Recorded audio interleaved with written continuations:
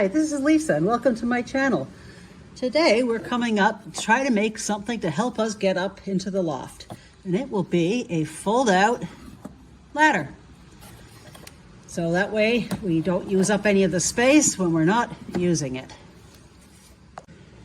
I was looking for designs for something for this loft issue for a while.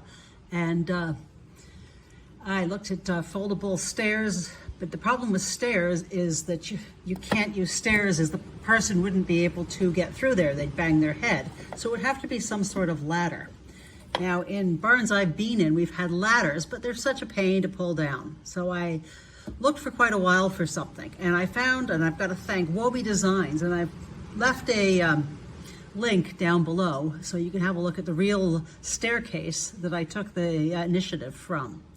And because this is a miniature and it has to work, I tried all sorts of things to get this correct and something that wouldn't fall apart. So I did a lot of fails before I got this one working. This is really cool for any sort of loft, or you could actually take it with you. I haven't even got mine glued on right now. It works fine without gluing it on, but you could take it to a model horse show as well. I'm designing in 1/9 scale. However, this would work in any scale you want. And I've included instructions on how to math all this out. And that's what we're gonna do next. The main items we're gonna need for this project are plain popsicle sticks, some strips of balsa wood, and that depends on the size you're making it in, a ruler, and a good sharp knife. Need some dollhouse hinges, a small pair of pliers, glue, and sewing pins, a hacksaw, and a miter box. The first thing you need to do is measure from your floor to the top of your loft. Very, very top. So for me, that's 282 millimeters. For a ladder, you need a 1:4 ratio. So with this, I'm going to need a quarter of that 282, which will be for me 70 millimeters, so this much. So it will take up at least this much wall space, maybe a little more. For the ladder rungs, I'm going to use a popsicle stick, which is 1 centimeter or 10 millimeters wide. That's, I think, a pretty good height for a good size for a ladder.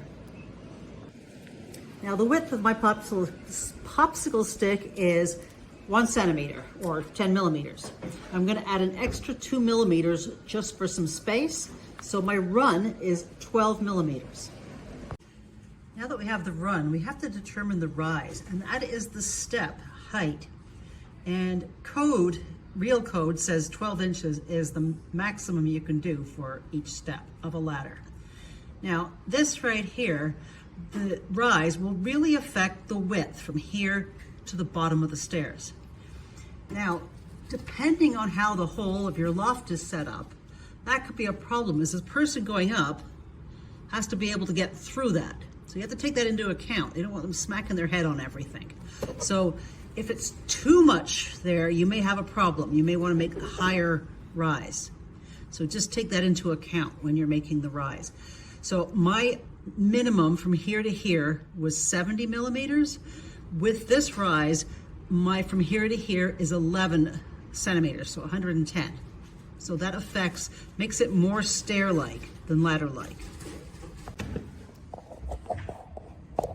Another thing to take into account is if you have anything in the way. So I have this little lip here. So the second piece is going to have to be cut down a little for that lip. First, I have to determine the number of stairs to get the right rise. So if I was to use a 12-inch rise, that is 34 millimeters in 1/9 scale. So if I take the 282 divided by that 34, I get 8 1/3 step. If I look at a 10-inch rise, which is 28 millimeters in the 1/9 scale, I end up with 10.1 stairs. So if I round this up, I could come to 9 or 10 stairs. So I am going to go for 10.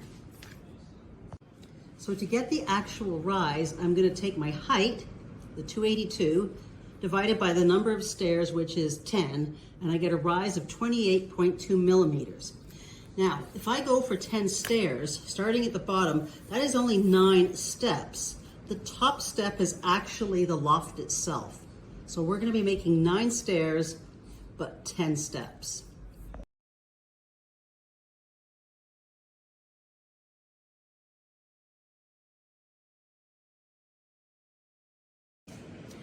So what I'm making here is somewhere between a ladder and stairs. Now the sides of stairs have to be 12 inches. The side of a ladder is usually a 2x4. So I want it somewhere in between, either 2x6 or a 2x8. So that leaves me with a 17 millimeters in 1/9 scale for a 2x6 or 23 millimeters for a 2x8. So I think I'm gonna go for 20 millimeters, and I'm gonna cut 2 strips of the balsa wood 20 millimeters wide. And it has to be quite long. It has to be longer than than the height. I would have normally used a 2x6, but because balsa wood is a little soft, I wanted a little bit thicker so that it wasn't gonna break when I cut in the spot for the rungs. And when you're cutting balsa wood, just use a nice sharp blade and take it easy. You don't need to do it on the first cut. You can take several cuts. After any cuts, make sure you sand any rough edges. You don't want to get splinters, and you need it to look nice when it's done.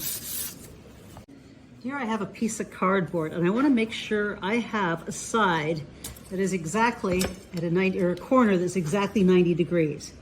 So I'm going to cut this card to make sure one corner is 90 degrees because we're going to use this as a template. Now that I have a 90-degree angle on one side, I'm going to measure my rise, which is 28 millimeters. Try to be very careful on that. And on the other side of this angle, I want that to be my run, which is 12 millimeters.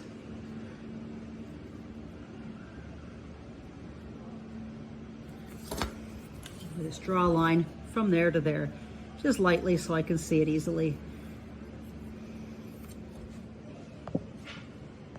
For this next step, make sure you have a sharp pencil, and just a little bit up from the top, I want you to set it up so the rise is on this side and the run is on that side,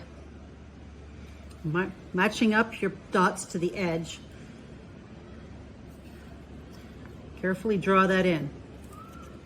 Then move your template down so that this touches, and repeat that and draw that in.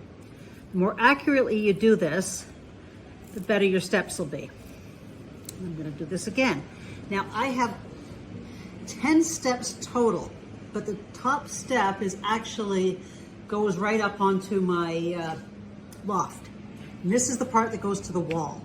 So I don't need 10 steps here, I need 9 steps. So I'm going to do this 9 times.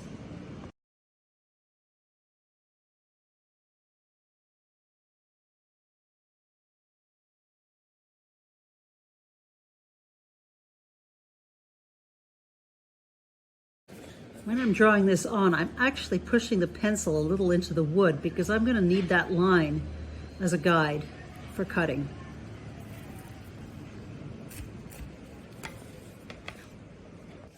And you can see I've got my 9 steps marked in. And at the very top, I want to hold this up against this line so that it's 90-degree angles here, and draw that across. And this part needs to be gone. At the bottom, I'm going to line my run up here and draw my rise in. Put a little mark there. But then, because my popsicle stick stair is going to take up some space, I'm going to move that up a little. Then drawing a 90-degree angle across here, we get the end of the step. I'm just trying to get a better view for you here. So I have the top, you can see the stairs coming down, and this is the bottom right here. So we're going to take a knife and cut along all these lines. When you're cutting, make sure you have a sharp knife and a good ruler, and you're going to just carefully with multiple passes, cut out all these lines.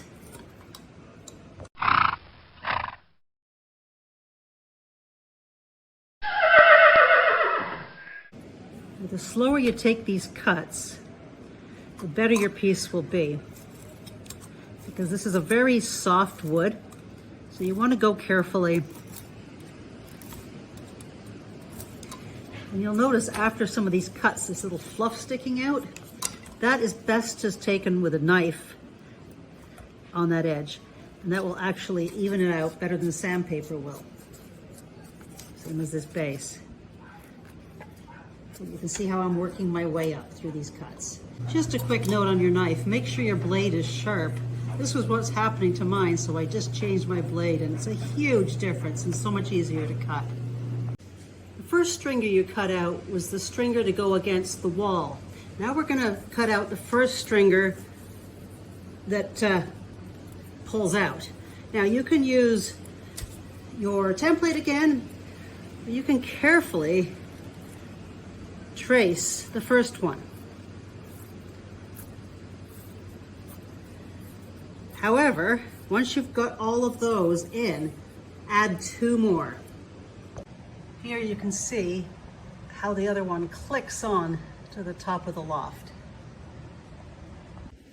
So for the piece against the wall, since I have 10 steps and the top is the loft, and the top of this is also a step, so I only need to cut 8 of these, and this is the 9th stair, and then the 10th step is the loft. To help visualize the construction, this is the piece that's going against the wall. I've put popsicle sticks here to represent my 9 actual stairs, and then the piece that pulls out, this extra piece on top will be going over the loft. Once you've cut out your 2 pieces, confirm that they fit and they're what you want, cut out 2 more identical pieces, and you can just trace those directly on your strip of wood. Pre-cut it first, and then make sure they're identical. Now I have 2 identical pieces for the wall piece and 2 more for the pullout. So I'm going to hold these together so they match, and then with sandpaper, I'm going to sand the edges to try to make it look like one piece without gluing it here. Now, if it's not even, you take a knife and just carve what's missing and just work on that until it looks like one nice piece.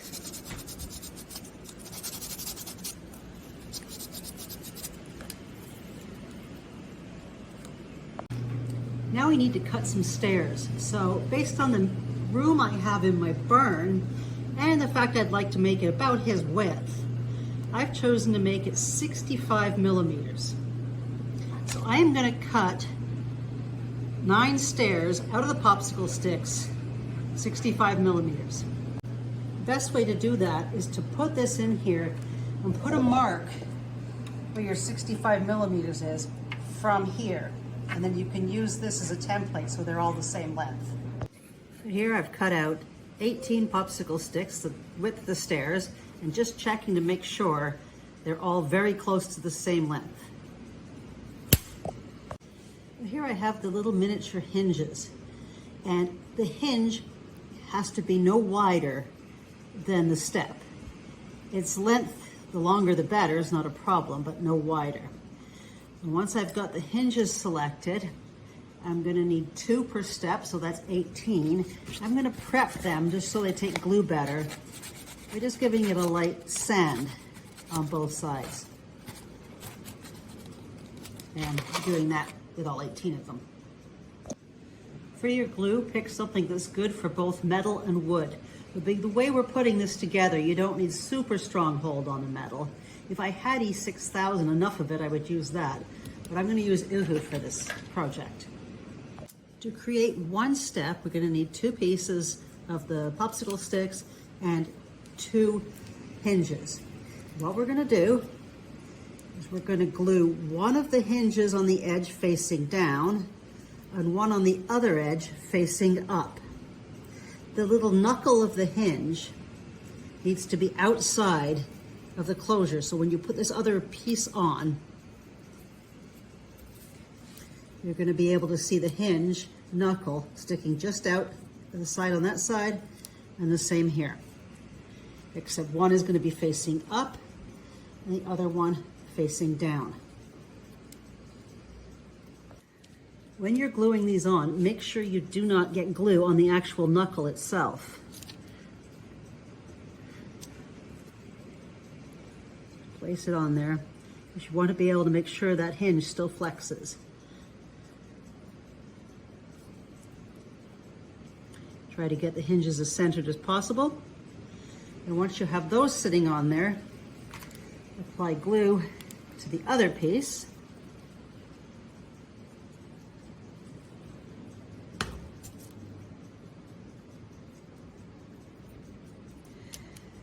And make a hinge sandwich out of that.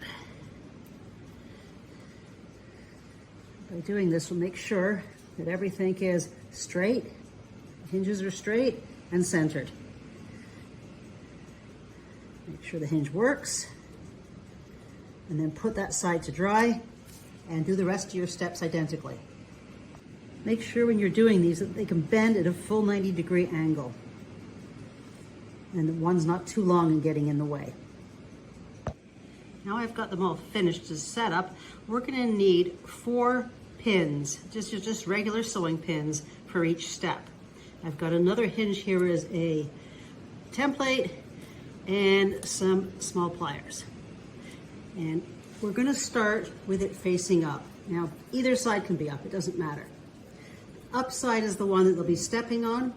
The other side is what they'll see when it's up against the wall. So what we're going to do is we're going to take a pin and we're going to put it through the hole. If you want to know where the hole is, you can just line your hinge up as a template to get a good guess. And then with a good hard push, put it through. And you need one on each hole. When you are doing this, just double check to make sure one of the knuckles is facing up and the other one is facing down. Once you have a pin through, take some wire nippers and cut off the back of the pin. Just as a note, the glue is still wet while I'm doing this. Here is one of them finished.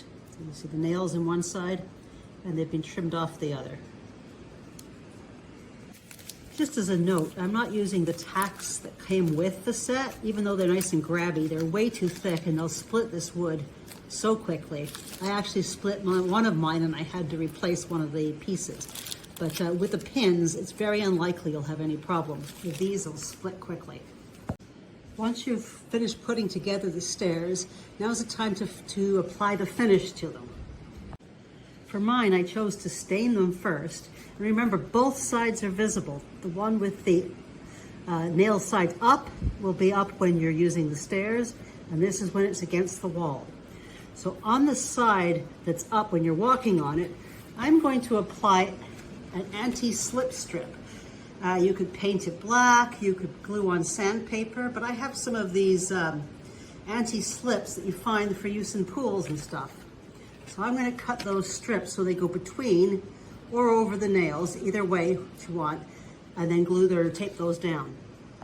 I've cut my strips wide enough that it still allows the nails to show through. And these are a self stick, you just peel off the back. Since I have the tape peeled, I just center it and these stick really well. And there's my finished stairs. Again, make sure that your hinges are working while they're drying, and then leave the whole assembly to dry well. This part's very important. We need to determine which side down is and what is going to be glued to the wall. Once you know which side's up and which side's glued to the wall, I put an X on the side glued to the wall and an arrow on the bottom for down. This next step will be backwards if you're using a left wall instead of a right wall. Now, here is the bottom. This is what's going to be glued to the wall. That will be glued on top. That will go to the wall. So, I'm gonna line up all my stairs, and I want to have the knuckle side down next to this. So each one that has a knuckle side down, I'm gonna face them over to this direction. If you want, you can finish these before you do this, but I wanna do it all in one so there's no problems with any chips or anything later. So I have all the knuckles facing up on this side, knuckles facing down this side. What I'm gonna do is turn them all so that the knuckle side down is against the sides here. What we need to do is glue those on, and I want them right as close to this edge as possible. The extra is going to be in between here. So these all need to be vertical all the way along. And I'm just going to glue them down onto that. And this is just to hold it until we get the whole thing put together.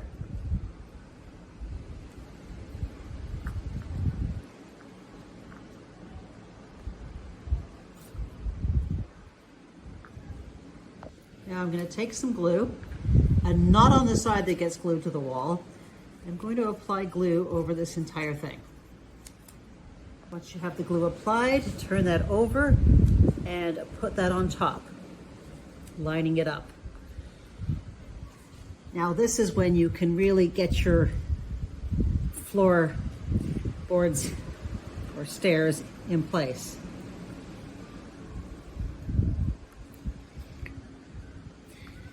Try not to get glue on the actual hinge again so that it can bend. And line that up.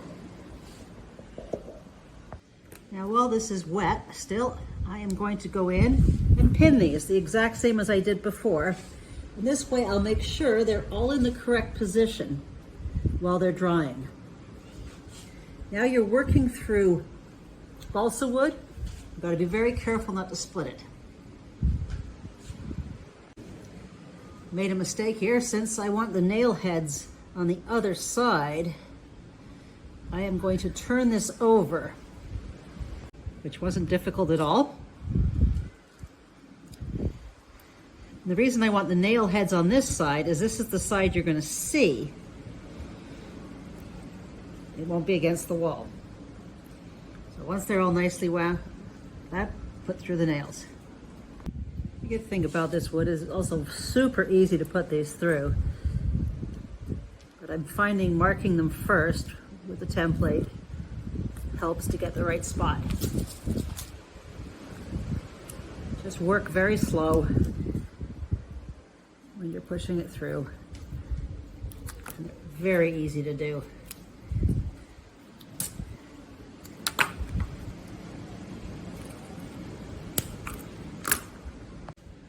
Pinning these while they're still wet helps you make sure it gets lined up properly.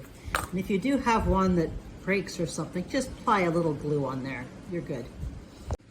Here's my first set pinned, and you've got to make sure that these will all come down. You have enough stretch, a little tug if they don't. And that is the start of your staircase.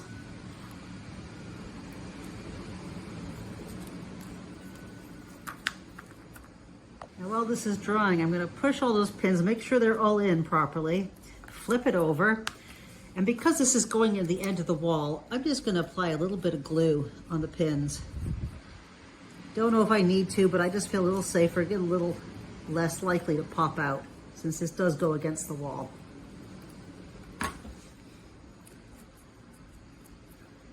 And then let that dry until it's not moving around too much.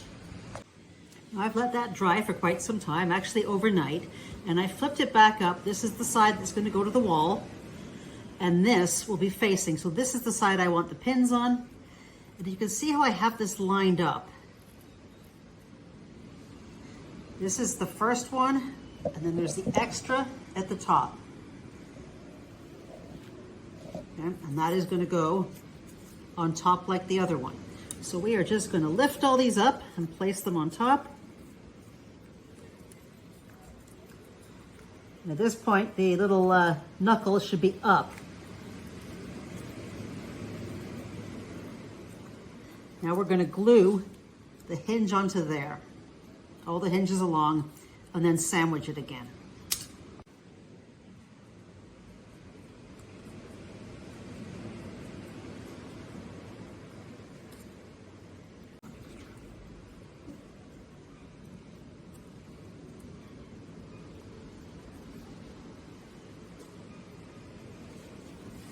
And once those are positioned, I'm going to apply the glue to the back side of this.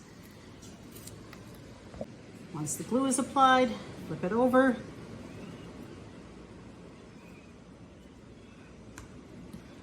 And as soon as we've got it there, to stop it shifting, I'm going to go right into the pinning.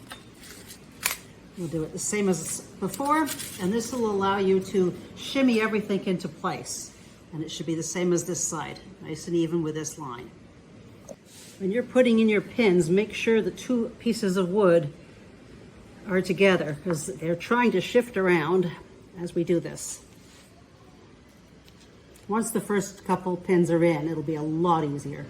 Doing one at the top and one at the bottom really does help to hold it together and make it easier for the middle ones to keep it all together. If you have a problem with one and it breaks or whatever, if you take it and just put it diagonally, you can drive a pin in there just to hold it in to make sure it's not going to move.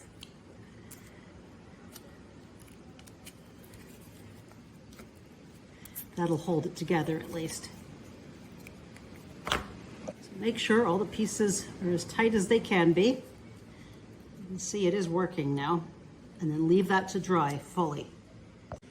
Once that is fully dry, you can then apply the stain or finish to these side pieces. Now we're this far, we need a handle because when it's up against the wall like this, we want to be able to put a handle here so that we can pull it down. For that, you can use string as a rope. What I'm going to do is take a piece of this heavy wire that you use for hanging clothes on. I bought it at the building depot for clotheslines. Just give it a bend where the handle will be and cut that off. And then I'm going to paint that black. If we're looking at this, again, the short side that goes up against the wall, there's my X.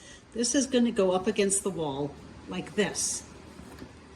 So I want a handle right around here, and that'll allow the user to pull it out and down like that.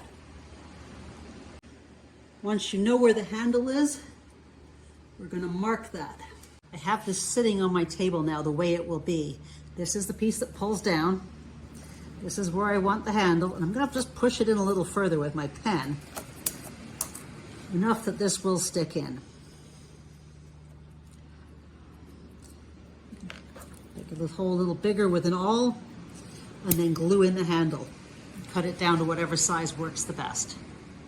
Notice that the handle is pretty much in line with the stairs, which means it's vertical. And that's just glued in there, and we're going to let everything dry. I'm going to show you here before I actually install it myself. Now what you can do is glue this piece, just this piece, to the wall, making sure it's vertical, and when it's pulled down, this piece should hook right on top of the loft, and that's how you know you have it in the right place. You can also Velcro it in place if you don't want to make it permanent. If you're finding it's not going down all the way, just pushing up with a knife or something on this wood just a little where it's sticking on, probably just one of them will help. Now you can see how this will be great in a real situation. This is set in and basically there's no room here anymore. You've lost all that room. However, with this, it just folds out of the way and you've got all your space left until you want to go in the loft, and down she goes. And that's all there is to it. And you can see how it hooks on at the top.